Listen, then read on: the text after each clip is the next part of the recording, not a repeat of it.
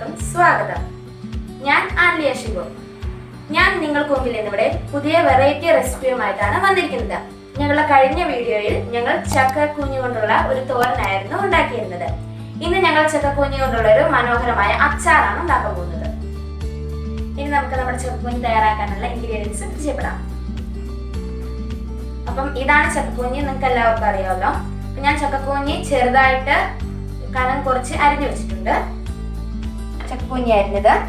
ഇനി നമുക്ക് ആവശ്യമായിട്ടുള്ളത് വെളുത്തുള്ളി ചെറുതായിട്ട് അരിഞ്ഞത്, ഇഞ്ചി ചെറുതായിട്ട് അരിഞ്ഞത്, പിന്നെ പച്ചമുളക് നടുക്കെ കീറിയത്,